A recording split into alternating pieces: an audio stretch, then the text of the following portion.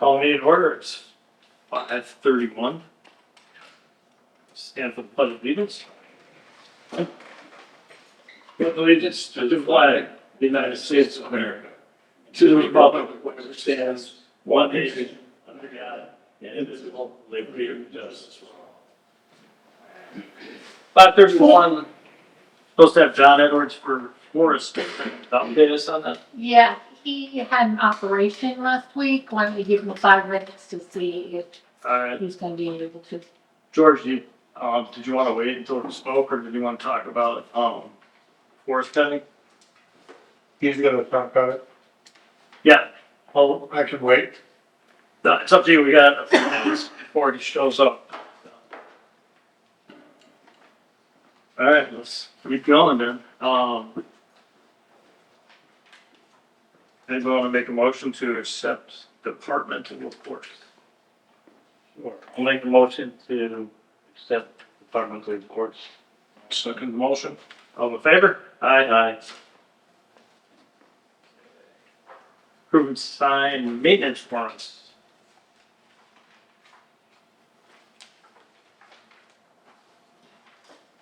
Kathy, can we do this last paper? You don't want him to do any paper at all, I I've been messaging so much with Lynn Mercier, and I have texts, emails, phone calls, and hard copies, and I can't find anything. I do it with Ward River.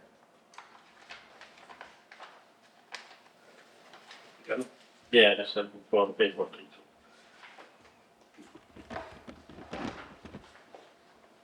Well, I keep all this for future reference, so.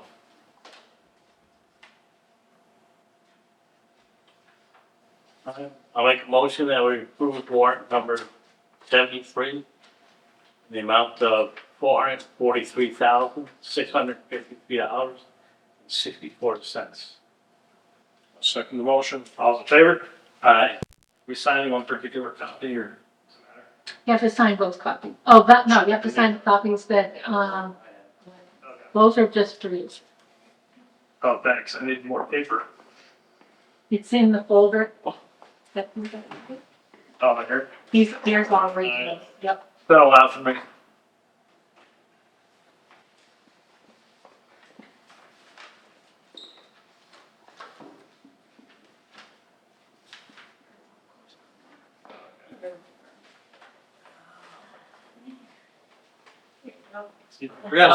You see a blue folder for 10 years.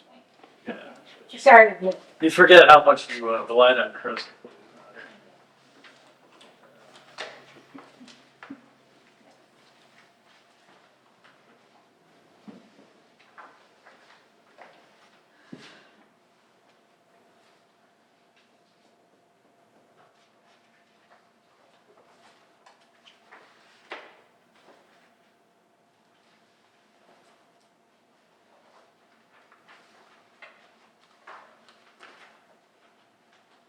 Make it this one too. Is that different? No, it's the same one. Still 73? 2 copies. Oh my goodness. All right. I'll try to remember that next time.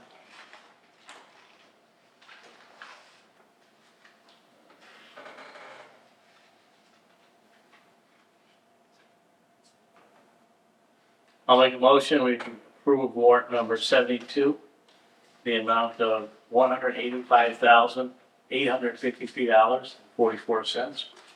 I'll second the motion. All's in favor? Aye.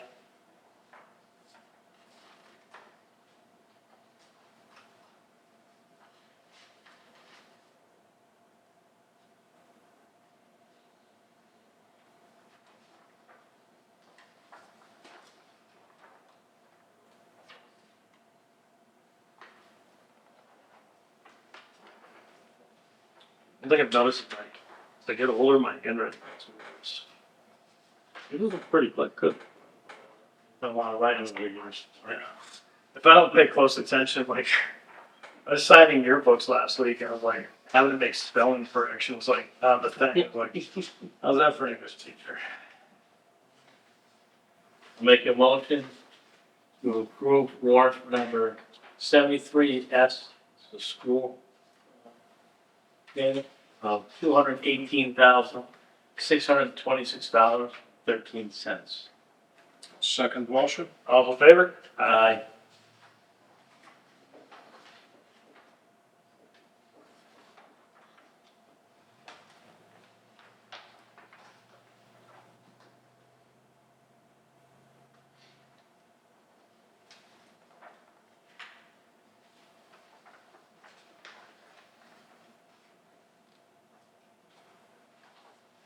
Is it for warrants? I enjoyed it. Some of my favorite warrants, sir. I'm gonna comment, Vic, you just got, oh, one. Oh, no, that's quite good. You don't have to do it here by grant. Warrants back.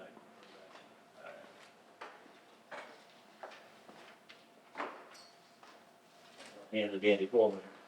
It's nice. It's actually matches my, LA Dodgers hat. We can get a selfie right here. Alright.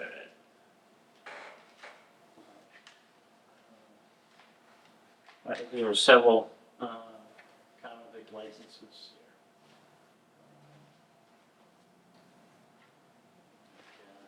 here.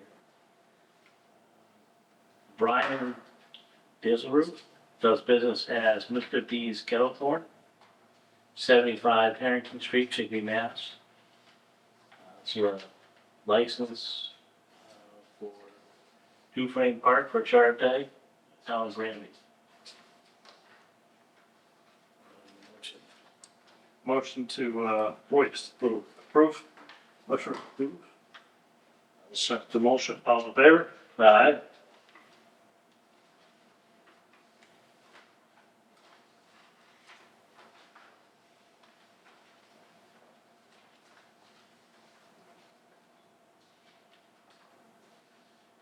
Another common vic license for Sir Amy Roman, does business at Amy Route 9 Bakery, 75 Harrington Street, Chicopee, Mass.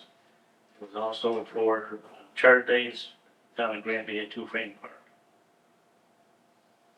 The motion to approve. Second the motion. All in favor? Aye. Aye. Sorry.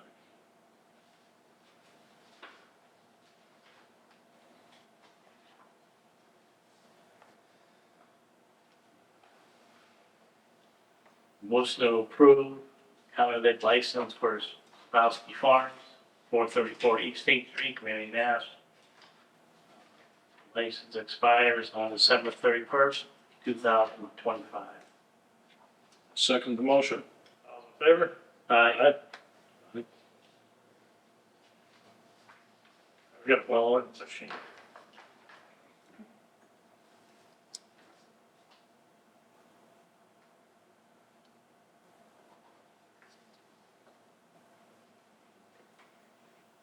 All right. Motion to approve common vic license for Poppy's Freshman Rings, 21 Main Street, Killington, Mass. This is for Charter Days, Dufrain Park, the Town of Granby. Second the motion. All in favor? Aye.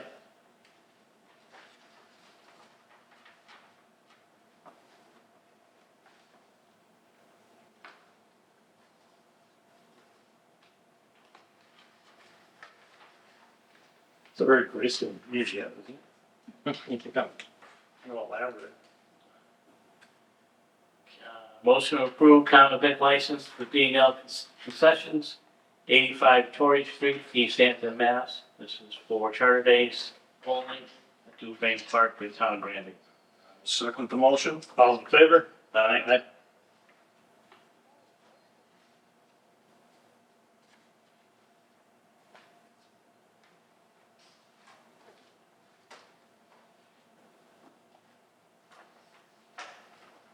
That is it for All right, common vics.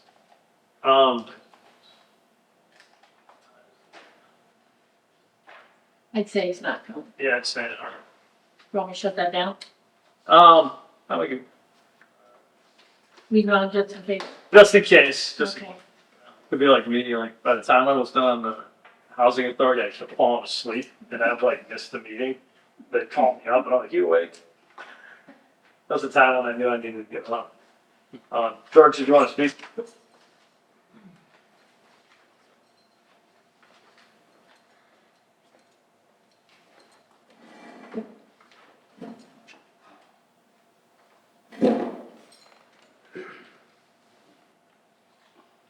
Good evening, George Randall, 52 Taylor Street. I've got a couple of things here. Most important is, I'd like to extend a welcome to Ms. Martin. Welcome to Randy. You're going to have an interesting tour of duty. There's a lot to do, and not that I'm much help, but don't be afraid to ask people for help. My main comment was to hear again what your forester had to say about forestry cutting, especially at Woodbury Park. There's a lot of dead stuff up there, and I'm just here to support the culling of the herd up there. It's getting dangerous. If you take a walk up and walk all the trails, Yep. you'll see a lot of dead stuff. And it's, a lot of it's standing, a lot of it's leaning, so it needs to be taken care of. Lastly, I want to extend an invitation for the entire board to come to Charter Day. If we have the good weather, I'm sure it'll be a good time. Try to make up for the year that we were down. If there's something happening all weekend. That's all I got. Thank you guys very much. Thank you, George. It's nice to see Again, you. it's welcome to Grant. Thank you very much. So your time here be good.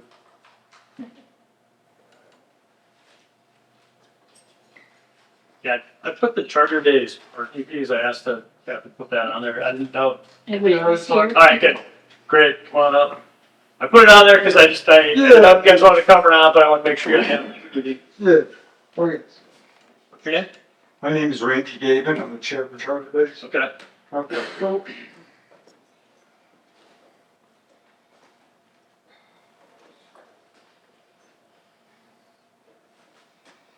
the whole concept of Charter Days is we aren't supposed to take any, it says right in all of our stuff, no taxpayer funds used. Yep.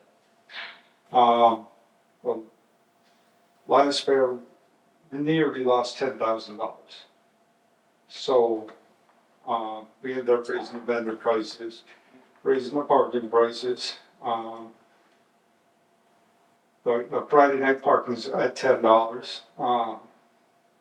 We just want to build back the financial cushion that they had before. We all want no tax dollars used for it. We were forecasting around 45,000 in income. We forecast nearly 43,000 in expenses for everything that has to get done. One rainy day will kill the whole thing. So, current parking revenue is based on the numbers, which is we have a list of everything we broke down for it.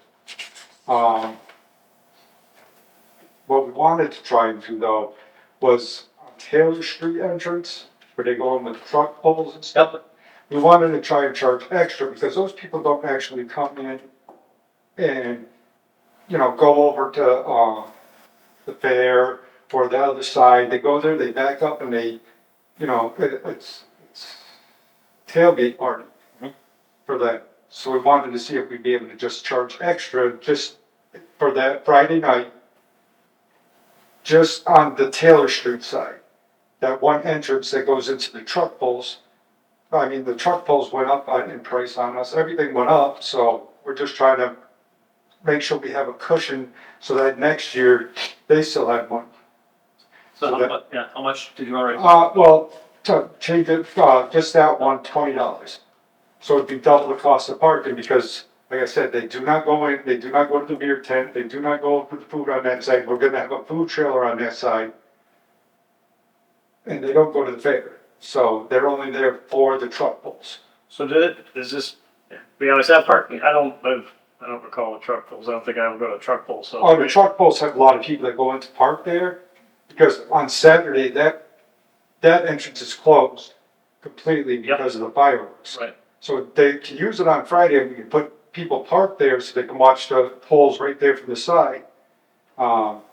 So we always do that? Like we always have people. Well, they park usually just let them go in there and park, and nobody gets paid. there? Okay, so we let them park for free over there.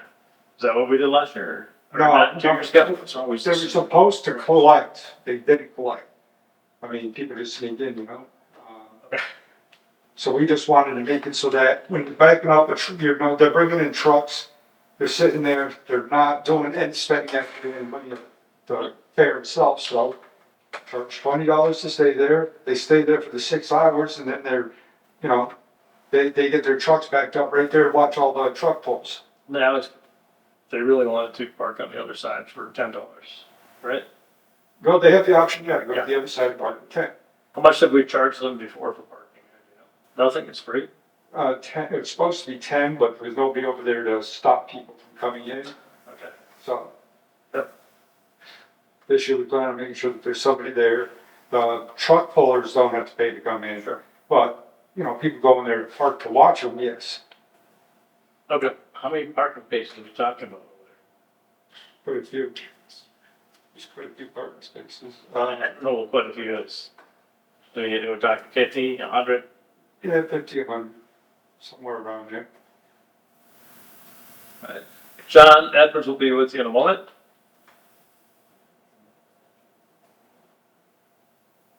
Maybe.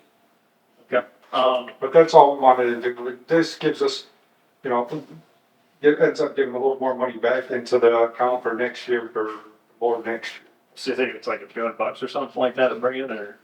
Maybe, yeah, $2,000 maybe. Okay. Not that much. 100 parking spaces, Fire $20. parking, no, okay, it's 100 Yeah. parking spaces, yeah. I Yeah, was paying attention over there. I guess like. it's only that one night, like I said. Just Friday night, Saturday it's closed. And if they really don't wanna pay $20, they can always park on the other side.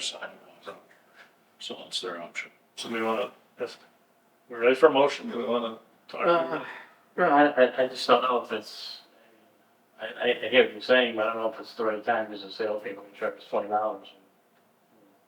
Telling us that people didn't pay the year before. Well, no, they just snuck in on the Taylor Street side. Oh, it's not, there was nobody there. Yeah, Yeah, there was nobody at the gate. We did game. so that was 2 years ago. Yeah, 2 years. Beautiful, yeah. Yeah, so if there's somebody at the gate collecting, they go down, they park, and, you know. So what's the, I mean, is there a benefit from paying $20 or just another parking space outside? No, that's like a tailgating. They get to sit right there along watching, along the edge, watching, truck pulls. So they pull up and they're right there, sitting right there. They bring their coolers and, So it's like a premium parking, yeah, all the spaces like that? pretty much it. And the coolers don't have any alcohol, right? I don't think so. Sure they don't. I mean, Well, just- I can see if we're talking about certain parking spaces that are premium spots, then those spots are gone, and then everybody else doesn't have that advantage. Well, they're not gonna be a lot, there won't be, cause they have to take and put the trailers in there and stuff and bring trucks off for the truck pulls. We have sled and stuff, and so everything is like, they line them up and they put them there, and they get to sit there and be closer. That's just the main thing about it, it's just a premium parking spot to watch just the truck pulls. My question is how many parking spaces are to watch the truck pulls like that? I mean, We get 100 parking spaces in there. He's back, like, but, would you back up to the playground? I'm just trying to envision it. Yeah, not really all the way to the playground, because that's further down. It's more down this end, and then like 2 rows of vehicles to be able to watch it. So the other half down there. Is that closer to the lake? On? Yeah, a little closer. And like, but next to the corrals over it is? Yeah, What are the parking, what's the cost on the other side? $10. all 3 days? No, not Sunday. Sunday's Sunday's only five. 5. It's 10 on Friday, 10 on Saturday, 5 on Sunday.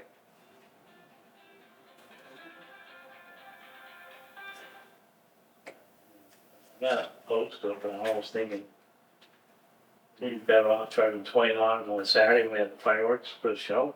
No, because we, I think Well- people would get mad at it. yeah, well, that plus, Well, the fireworks aren't, they're expensive. That's the most expensive thing of charge is the fireworks. uh, I know a couple of years ago the cost doubled. uh, Most would still defray the cost. but even the truck pull costs have gone up. So, I mean, from 2 years ago, it's up over $1,000. But the money itself that we collect would be dedicated to the truck pull, which is going. No, it's that's going right to charter days Well, money. it's the revolving fund that pays for the truck pull. Yeah, oh yeah, Yeah. it's about, So that's the only thing it goes to is for that to be there for the following year. I'm not opposed to it. So 2 years ago, it was only $5 to park. On Friday, to park everywhere. It went up to, we put it up to 10 On Saturday. on Friday, no, Saturday was already 10. Oh, that's, And Friday and Sunday. so you're going 10 across the board. No, Sunday's still 5. I mean, it's Father's Day, so. It's only $5 on Sunday. Like I said, that over there on that side is just for the fact that there's only that one day people can park there, which is Friday. So. For the truck pulls. And the parking there for the truck pull and does it benefit to parking? They get the benefit to park close to the truck pulls where they can enjoy the truck pulls on the back of their truck or whatever. if they don't wanna pay for it, they could go on the other side Exactly. and walk over. So we don't make a motion to, allow the Charter Days committee to charge $20 for. I'll make a motion that allows charter days, charge $20 for vehicle to Friday night. Park on the truck, Taylor Street side with truck pull. Okay, for $20. Second the motion. All those in favor? Aye. All right, thank you. Thank you, that was pretty much it. And thanks for doing Charter Day. People missed it last year, and we Yeah. appreciate other people stepping up. Biggest spot, well, they put it on Facebook, I saw it, I put my name there. That was it. So, all right, guys, have a good night. Yeah. Too. Mark, just a point of clarification on that. It's, the track is 300 feet long, and what he's talking about is trackside parking. Okay. Back the truck up there, there's gonna be a wall of blocks, going down the track, so that, they won't get over to have a problem. All right. But it's trackside parking, they can back right up to the track and, sit in the back of their pickups, what they did the last time too. Good, thank you. Thank you, George. All right. John Edwards, welcome. Thank you for your willingness to accommodate my frailty here. Oh, no problem. Well, as you know, I've been out on park, gathering data, marking timber, preparing a site plan for the next phase of timber harvesting for the park. And you know, this is the second cutting. It'll probably be the last one, certainly in my tenure, I think. Given that we covered that most southern portion the first time, and we're going to leave alone the most northern portion this time because it's younger forest and it's in pretty good condition the way it is. I think it's free to grow.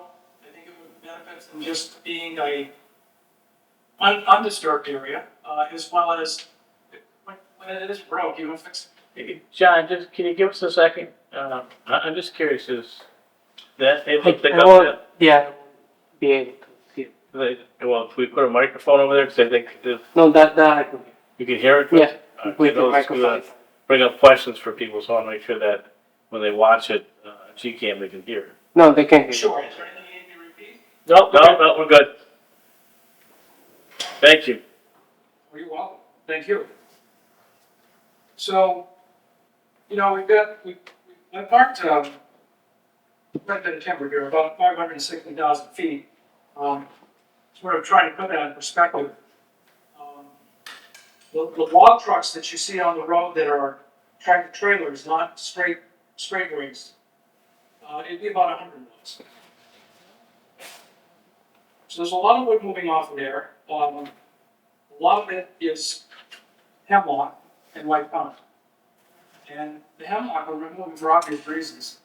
I've left hemlock in some places along the trail that I thought that looked healthy, looked like they'd be all right. Might not be affected by the woolly algae, but you've got a lot of pine in there that is collapsed.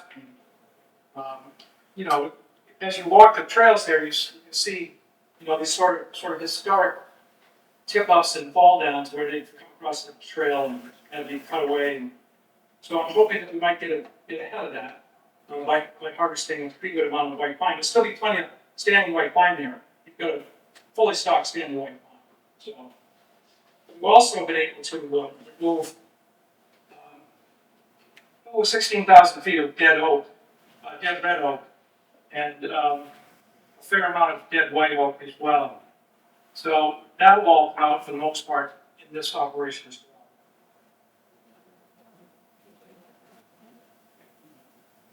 Hey, John, can you, Yeah. Sort of grand totaling things, there's 2,300 trees more. John, can you speak to the benefits of doing this as well? Sure, be glad to. The first phase we went through was more salvage than anything else. And there's still salvage being done in this operation. You have standing red oak, standing black oak, and standing white oak that's dead. If we come in now, we can recover some of the value and get it onto the ground where it's going to end up anyway. And so, getting some value out of it, I think, would be prudent. Waiting any longer, I think, another year or two, when we're not going to be able to recover much out of this standing dead. The hemlock itself, there's about 260,000 feet of hemlock, is infested with a hemlock woolly adelgid. So we have a fairly robust population of hemlock woolly adelgid, which is an aphid that feeds on the needles of the hemlock tree, and eventually the tree succumbs to it. There's really no treatment, no economical treatment for it. If you have them in your yard, you can spray them with a soap and some other solutions to keep the aphid at bay. But when you have 110, 20, 12 trees in a forest setting, it's just not practical. So the state of Connecticut, the state of Massachusetts, all the way up and down the eastern seaboard, where hemlock is what we consider a keystone species, is dying, and you're suffering the same indignity here in Pioneer Valley with a lot of hemlock that's going to be dead. You've got standing dead now, and you've got fully infested hemlock. Your pine, in a perfect world, the frame part should really be a more softwood than hardwood landscape, and you sort of have that now. And the way you perpetuate that is that you clear out around the pine that is there and create openings, small patches, less than an acre in most cases. Cutting one or two of those trees that are so large leaves you a big hole, and that big hole creates a room on the forest floor for the seedlings and seed that is in the stand to generate and regenerate the forest. And you can actually already see that happening on the area that we harvested 2 years ago. I was stunned to walk out there to look at where the trees have been planted, these new saplings that were put out. There's a little carpet, there's a carpet of white pine where it started. Partly that's because we had this perfect condition of having dead oak partially shading these seedlings, and then when we finally took the overstory off, they have full sunlight now, so they have a real good opportunity to get established. I want to try to do the same thing on a smaller scale with less openings in the remainder of the park. So while I'm in there, I've taken out the crooked and the ugly and the dying and the trees that are really just not I have a marking rule in my head that most foresters do when they walk through a stand. You know, you take the prescriptions the client gives you, and you try to fit that to what you have on the ground. And, you know, every tree I looked at, I asked myself, is this tree gonna be here in 20 years? And that's really the question I have to answer to be responsible. There's not much sense in leaving dying trees, or trees that are going to die because they have a big, you know, a golf ball or bowling ball sized hole in them. They're gonna fall down. And so I've left wildlife trees there. You have a good cohort of wildlife trees for owls and for all the birds and raptors that use that landscape to feed and fledge their young. We're just gonna change the distribution of, change the age class really over time to give you a more uneven aged landscape. You have an even aged landscape now because I think the park was abandoned all at once, donated to the town probably at some point, and then just let it grow. We were in there 30 years ago, I guess, or more maybe, but you really need to create some diversity in age and species. So I think I've done that with this mark. Thank you. Sounds good. Thank you, John.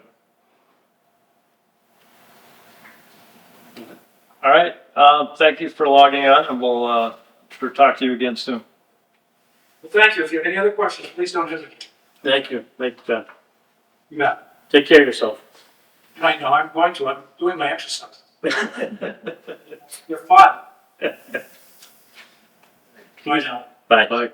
We skip to number 5 first, and just get that out of the way, craft fair permit. We'll have more discussion on it. All right. First of all, we have a permit fee waiver request for Granby Preservation Society, 250 State Street, Granby, Mass. So they're a nonprofit. I believe we have the information on file already from before. We don't have any procedural problems with that, right? No, we usually do is just vote on to waive the fee, nonprofit. Motion? That's the motion. I second the motion. All in favor? Aye.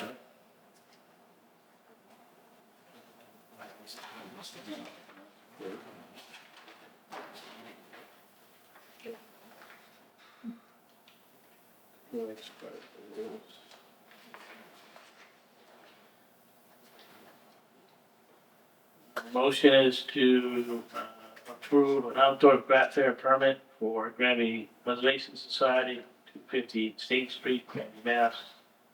For August 16th, 2025, with a rain date of August 23rd, 2025.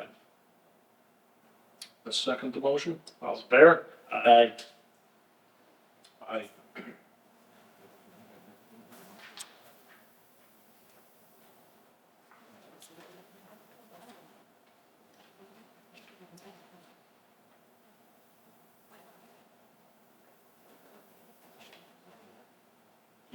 You see the initial. Okay.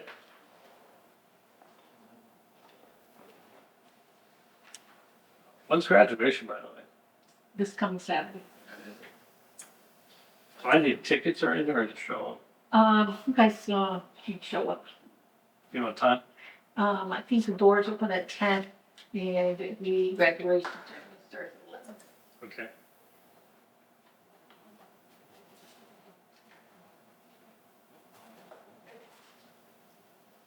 Good. All right, annual town meeting and special town meeting warrants.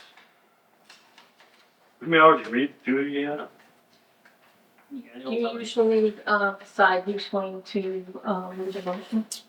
All right.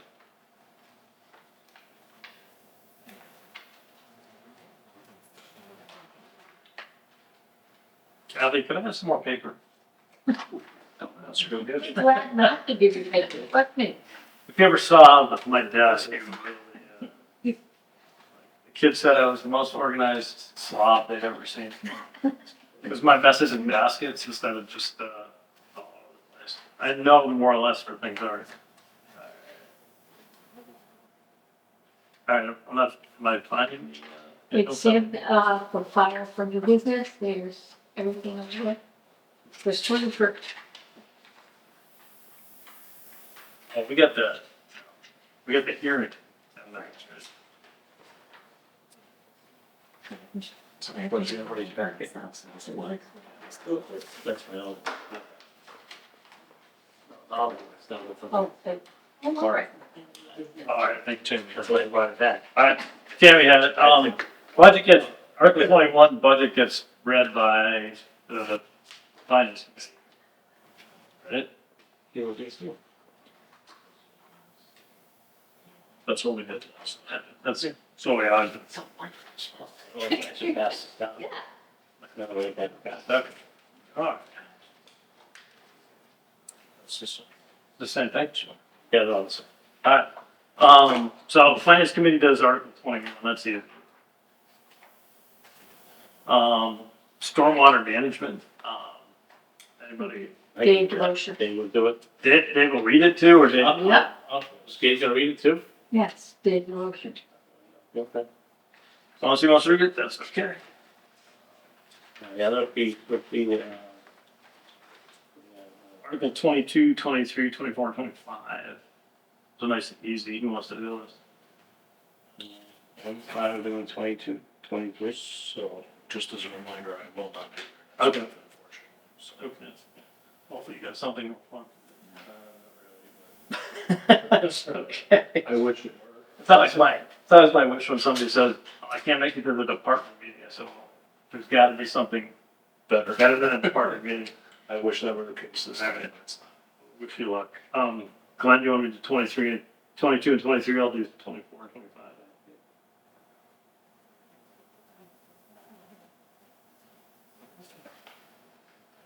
All right. So that's, yeah. Kathy, can we have a description of each one too? We can get to that.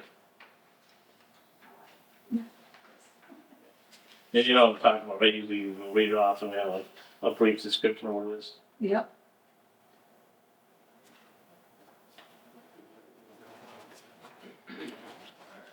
That's good. Then we get the special town meeting. We still got 5 minutes before we have to open our hearing. I'll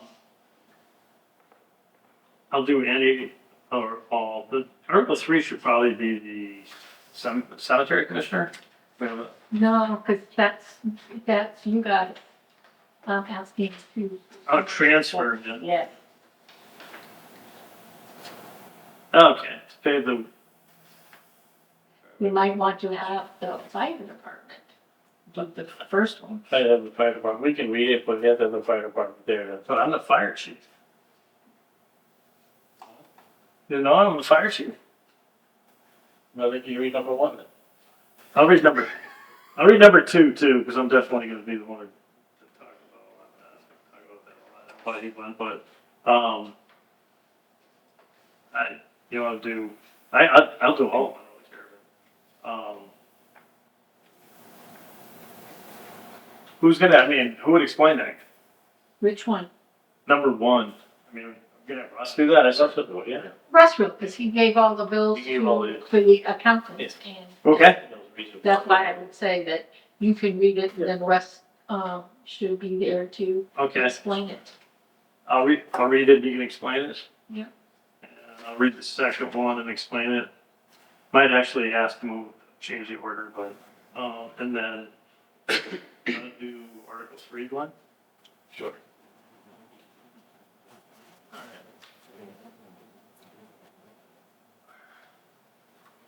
I don't want to get into the weeds on it right now, because we got, what, 5 minutes?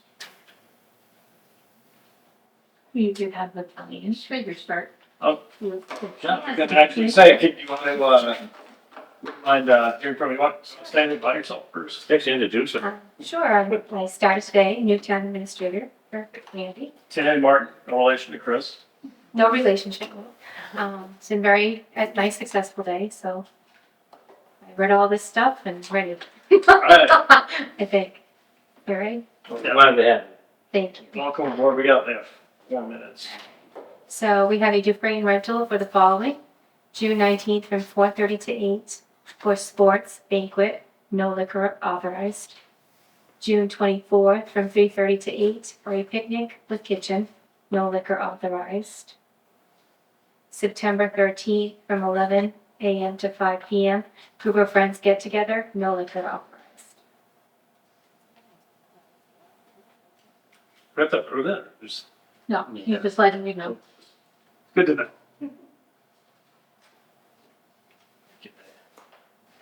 And I also we received a correspondence, I'm just gonna read the letter. They said, I live on Carver Street, right next to the Hatch Old Farmhouse. Some neighbors have mentioned to me a new red fire farm stand going up there, and none of them are happy about it. Dealing with the excessive gravel trucks going too fast, tractor trailers flying by, regular vehicles blowing the doors off our houses. So let's add a big farm stand where the cars can block areas of the residents, leave trash all over, have strangers around. Wow, that would really make our lives much better, don't you think? We would like to schedule a meeting so the residents can talk. I don't mind scheduling a meeting, but I'm not sure. It kind of seems to me it's like one of those things that might be better to have a conversation first. Sounds like the person wasn't here before when Red Fire Farm had a barn and farm stand. Okay, do you want me to call back our conversation first, Bushy? I don't know what you just think. Yeah, That's the so- second complaint. It is the second complaint. And haven't they already started something over there? They're actually, they're I thought still I in saw- the middle of it. I would actually talk to the building commissioner first, Right. because I believe they have to go through a site plan with the planning board. What, I drove by late last week and I thought they were pouring concrete for something. Yeah, so I think that we need to speak with Tom So our building start commissioner that, and then before we jump to any conclusions. Okay. Did Tom speak about this before? Because it's just, everything was okay. He missed some things on it, and so did they. And they did have to go in front of the, to get a, site plan review from the, planning board. they're pouring concrete stuff in it. The, might be good to give them a call. I think ultimately they're gonna have the right to farm bylaw on their side. Absolutely, but they still have to go through the process Yeah. of permitting and do that the right way. Yep. So I don't know do you know, Kathy, if that is happening with Tom or? I knew Tom was in the middle of something. He was still, working stuff. Maybe want to talk about. Absolutely. Well, Tom, follow up on it and get back to us, that, a lot of that falls in his purview doing right now, so. And we'll plan. So, do you wanna call the resident or contact the resident? Yeah, I can do that. I'll talk with Tom maybe first and then see what he has to say, and then I'll contact the resident. And then I'll get back. with you. If they really want a meeting, they have a meeting, but it sounds Absolutely. like there might be information that would be at first. Okay. I think we're supposed to start at, Yep, you're supposed to, 6:15. yeah, I think, alright, I put this up on the superintendent's direction thing. Alright, so, we're gonna open the hearing. And the hearing is for stormwater 4 bylaw regulations, and, sorry, Mr. Clerk, you go over to read the deal. Well, usually it's done by the chair. Go ahead. No, I got my glasses. Do I do it? You got it. Usually- It's been a long time for me. Usually the chair does, but I.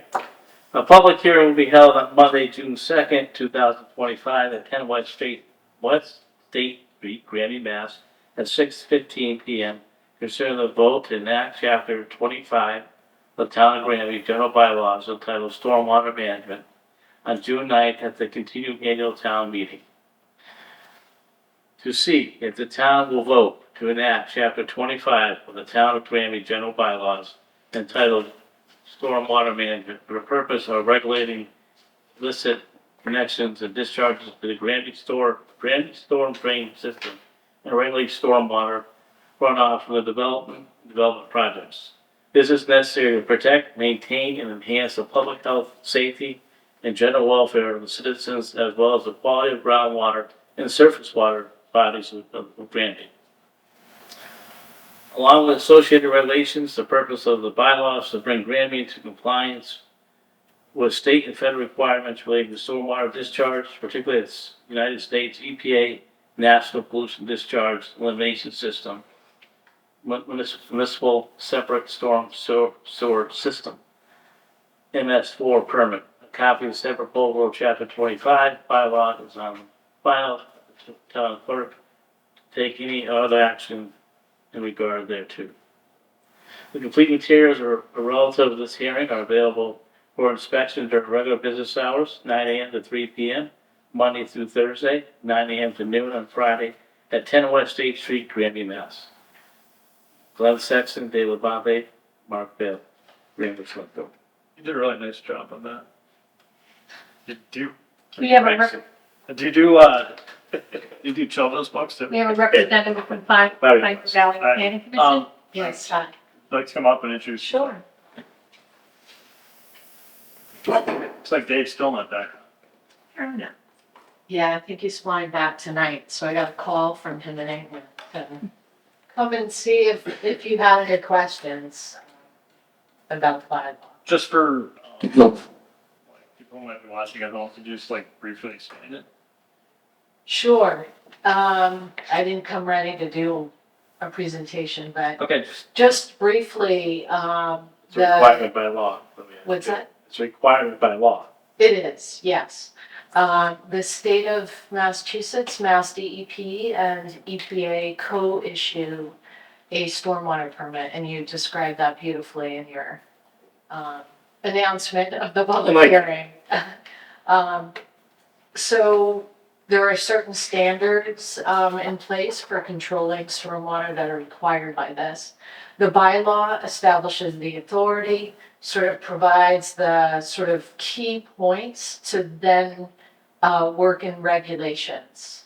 And my understanding is that in Granby, the Board of Selectmen is the stormwater authority, and that authority is delegated to the DPW director, right? Okay.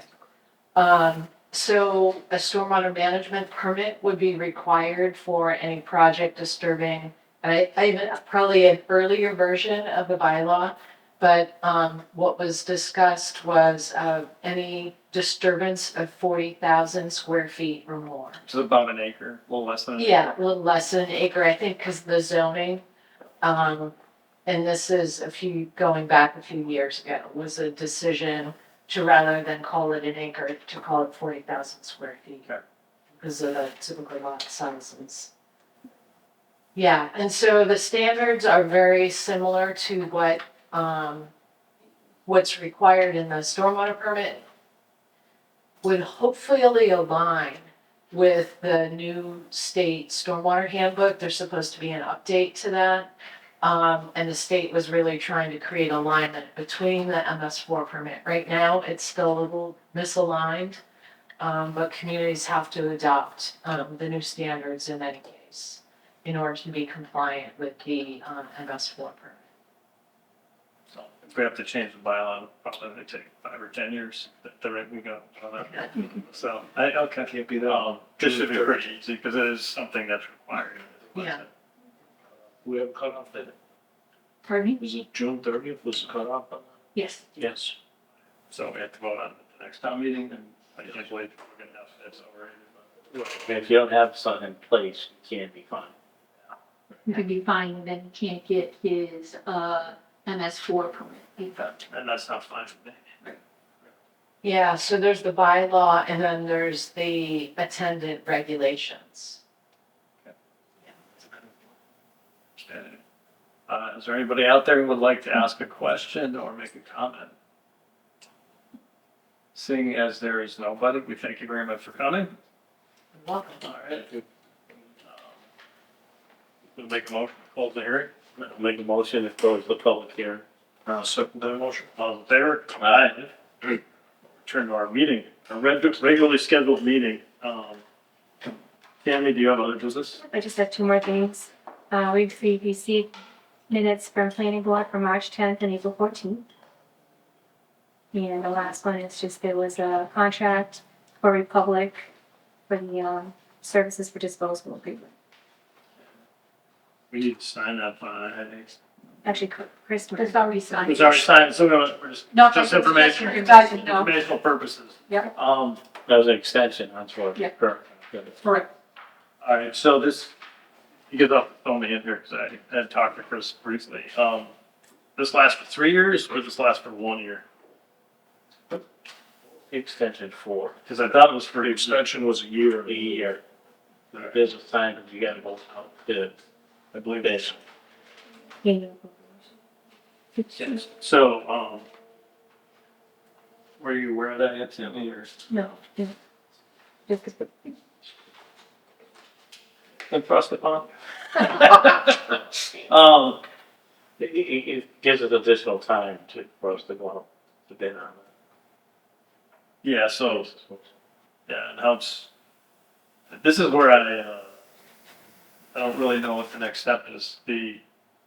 Because we may not, I mean, we're gonna want quotes, but I was led, when I talked to Chris, he seemed to think that it was becoming prohibitively expensive to continue with the curbside pickup. Well, it is getting expensive because trash removal is getting expensive regardless of what you do. So unless we have another feasible option, I mean, reality is that may take longer than a year. So we need to decide, you know, and then we still need to go out for bid and get up and do our part. As part of the due diligence. Yeah. And I don't think we do it this meeting, but do you think we need a committee? I shudder every time I see committee, say committee, because that means like more work, more meetings, that's fun. Do we need a committee to handle this at this point, or we should? I don't know. I know there's been talk about a possible transfer station. But I think it was only two options I think really we have. Yeah, I considered like regional, like, you know, pursuing regional options with one of our adjacent towns, or I don't think we'll ever cite a transfer station in this town. Well, there's a nice spot on Hammer Street though. Big yard. Yeah, so it's kind of, The, price is right. yeah, so I guess our first thing would be to call, this is a request for proposal. RFPs. Yeah, okay, so. I can- Good, thank you, 'cause I had no.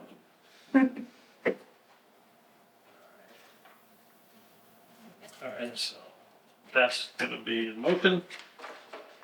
Good, so we're ready, let's talk about the town thing. So the big question, town meeting, I thought it was gonna be nice and easy, and of course it's not gonna be. Articles 1 and 2 are gonna be fine, it'll take about a year and a half to read the budget, and the last 4 articles are gonna be a big deal. I have probably spent 40 or 50 hours on this, West Street building thing. Between talking to Lynn, between reading text messages, reading the reports, reading the information from the OPM and the architects, I've come to the conclusion that this isn't the best option, it's the only option we have without an override. Being the 5.6 million approval, Yeah, moving to 3 million back. yes, so I'm hearing, and I think these are pretty good numbers, that we're looking at about $650 a square foot for new construction. Given they have to go out to bid, you have to do, I don't know, a request or whatever. You gotta do all that, gotta get your OPM on board, and we have an 18-month window. And the window closes in 18 months, it's not like we have to make a decision in 18 months, it has to be, get it out in 18 months. I'm kind of looking at demolition as buying, the best number I have right now is a range of 2.5 to 2.9 million, which is a lot to pay for a hole, because that's all you get out of the hole. You add demolition to new construction, or even modular, which seems to be more or less at like 500 a square foot. Once you add demolition, you're actually adding more. Everything costs more than what we actually have. Well, there's a lot of abatement that would need to be done within the building, so that's always the catch. Yeah, and I think I don't even know the name of the firm that we hired. We haven't hired The one we have working right now. Or finishing up the contract. Is it BR somebody or something? The OPM? Yeah. Yeah, button. Anyway, they seemed fairly optimistic, like that they knew what the costs were, and that they could come in The idea was that, not a new term, but a new understanding for me, you're probably familiar with value engineering, which means that you basically, you start cutting things without sacrificing functionality to make sure that you come in at price. That would be just renovating that one wing. I see advantages of it with, you get more than enough office space by a little bit. So identified for all of our town offices, I think they identified 10,000 square feet of space. People questioned that based on like what we have so far. That was done, there are two things. There was a needs assessment done, and that was also, the other thing they considered was industry standards, which again is something I'm not familiar with myself. But those were the two factors that factored into the amount of space for all the offices. Things that, I'm just sharing what I've learned, not complete. But if you build new, there's things that you don't really think about needing, like bathrooms, closets. And this one I never thought about was the width of walls. So like that actually takes up space. You don't really think about it. It's, you know, inside a wall, but that takes up space, which is another thing that drives up the amount of space we have. People have said, you know, all we need is the amount of space we have in Town Hall Annex. The Town Hall Annex doesn't fit us. It's not handicap accessible. Board of Health is basically in a closet. And all that information study, if you will, was done probably a couple of years ago at this point with the building committee. They spoke with each person at that building, and asked them what they need, what they're in right now, and what kind of space will they need to move forward. So these just weren't made up numbers. Yeah. And I couldn't find a document. I know I have it. It's either on an email or it's a text or it's on a hard copy. But I think the actual office space for all of those offices is a little bit smaller. The needs identified were actually smaller than the existing space. I know that the town administrator was not. It was like town administrator space was like, I don't know, fit my house or something like that. But and that would have been cut down. But I didn't think that the amount of space they were looking for was exorbitant. No, and it's EDM Studios. CDM Studios, there we go. Yeah, I've never met any of these people, so. And I think what people need to remember too, is that we need a solution to a problem that we have right now. And that's what the select board has been looking at for the past year at least. And that's, with the building committee and what they were charged with, they brought up options. Cost dramatically went up over the past couple of years. It's just, that's everything. So, again, now we'll get to a point where, okay, we can just get what we need at this point in time, but we always have room to expand down the road, which is a nice thing to have. That's an advantage. Instead of just building something and having just a fit you need right now, well, where are you, 5-10 years down the road? It's something that kind of came up several times in our select board meetings, is planning for the future. We're not planning for a year, 2 years down the road, we're planning for 10, 15, 20 years down the road. That, there's something still in place. Yeah, I've had other things that, I've been a little bit dismayed at some of the suggestions, because I've heard people say, at the same time they've been saying that the elderly couldn't afford a tax increase, they want to basically take over down here and send the elderly to another town for the council on aging. So that was not something I was particularly in support of. The other thing, somebody suggested we take over the library because nobody uses it, which they clearly have not been in the library because I find it pretty busy.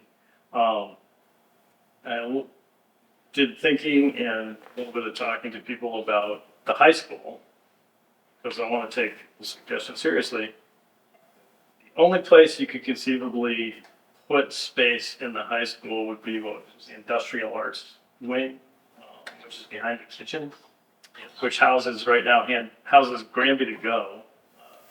Unfamiliar with Granby to Go, was started by Judy DeLong, recognized that she saw a kid basically chewing on her shirt. She said, "What are you doing that for?" And the kid said, "I'm doing it, she's hungry, she didn't have any food." So Judy started this program of collecting food and then sending it home with kids, so they actually have something to eat. That program has gotten a little bit bigger. It's since moved to the high school. Kids who are hungry and their family needs food, they can actually pack a backpack full of stuff and take them. I don't really see us kicking those people out to in-town offices. So, and I don't see, I tried thinking about where could you partition some rooms on like where this school committee or the superintendent is. I can't see how you could possibly do it securely. You're right, to your point, Mark, and I appreciate people when they have suggestions, and that's good to have, whatever it may be, they're thinking outside the box, and they're putting out suggestions, and that's good to hear. And I can tell you, probably every suggestion that they're putting out is something the select board has talked about.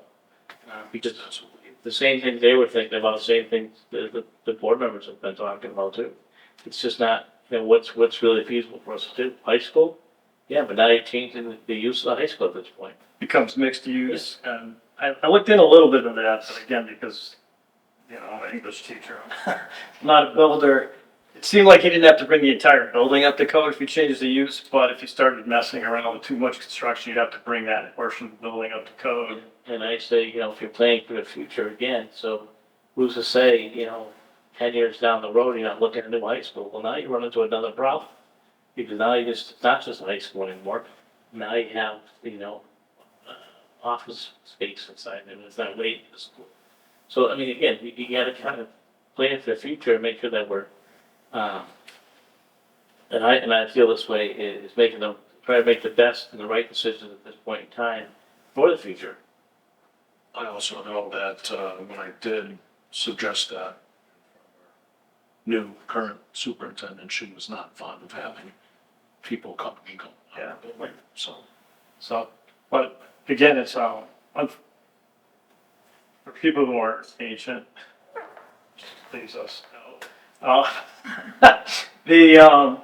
Way back in the 90s, we had a project come forward to build town offices where the Veterans Memorial was. You were town and everything.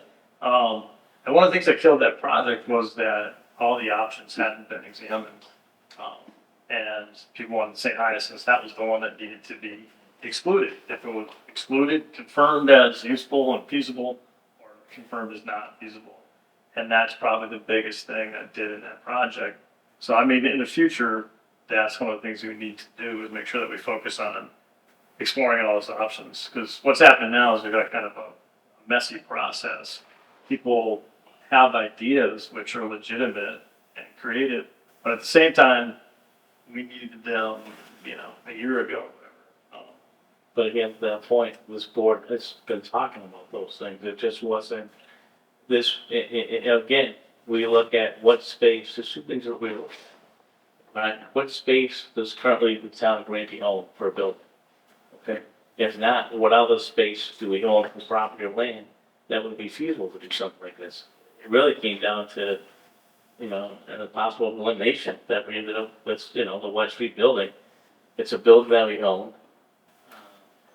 And looking at is that something that was going to be feasible for us to use? So that's how, the committee people came in, started moving forward. I remember sitting here talking about all these different issues, and we talked about the modular buildings, and I thought, hey, that'd be pretty good. Dave did some research on it, and they're very expensive. You'd end up spending as much for modulars that you need as you would in a $5 million renovation. We talked about the old one, the possibility of using that, just wasn't enough space. Not enough space. Yeah. You have that transient possibility, transient number of people that you can only have in a certain period of time, like 25 or something. Another thing people brought up is like, well, it's an 81-year-old building, but I go to South Hadley. Anybody familiar with South Hadley's town hall? Where my mom went to high school.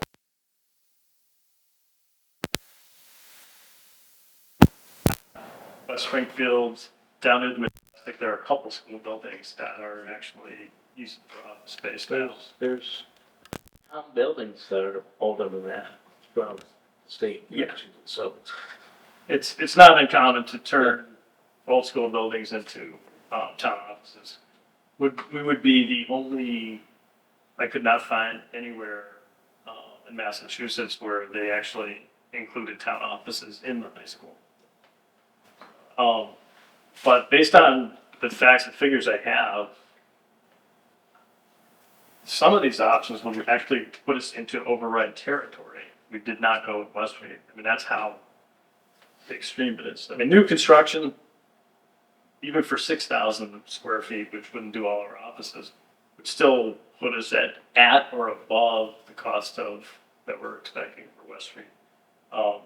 You did the whole 10,000, you're way up. You're 7.58 million. I just like literally, it's gone from I didn't vote on it. At a town meeting, I just didn't vote. I did not have enough information. I didn't know what to do, so I didn't vote. I thought it was a good alternative, and I voted for it when it came up because I thought option B would be nice with the gym and the cafeteria. I thought that was a good thing. So I voted for it then. At this point, I think it's now the only option without an override. Provided they can get it in at the 5.6 million. Right. And that's where the value engineering comes in. The first thing we need to basically, the first thing to do is need the hard costs. Because we've got a limited appropriation and we can't go above that appropriation. And that's why I suggested just making it one large open space to save money on interior walls, doors, finishes that go along with it. So now you're saying like knock down walls or just like not add partitions or something? Well, use what's there, Because we but if walls have to come out for whatever reason, then leave it as open space. they're gonna go out to bid on anything, so they're gonna have cost. And built in that, I mean, usually a 20%, contingency for other expenses, like advance. Yeah, I think about when the school was, the new elementary school, that came under the cost. Got What it was about. So, as long as someone's watching the cost and you make, and people understand that this is a firm amount of money, that's it. There's no more. So, and I think that's really a possibility. If we proceed with EDM Studios, which I think is what we need to plan, they're very well aware of Oh, absolutely. our constraints in the process, which I'm sure they get paid whether they enjoy it or not, but not sure anybody else enjoyed it. So if it's all right with you, I'll read that article and I will speak and lay out pretty much what I'm saying here. The other option I just didn't mention was I had more than one person suggest to me that we sell either buy the annex, have people sell it to some people who would then develop something there, and we would buy it back or lease it back, and the same thing with West Street. And my two answers for that were, I'm not sure it'd be any cheaper. We are definitely not sophisticated enough to pull that off. And it is legal as far as I can tell. I know the state does it and the federal government does it, but So basically all they're doing is they're taking the property.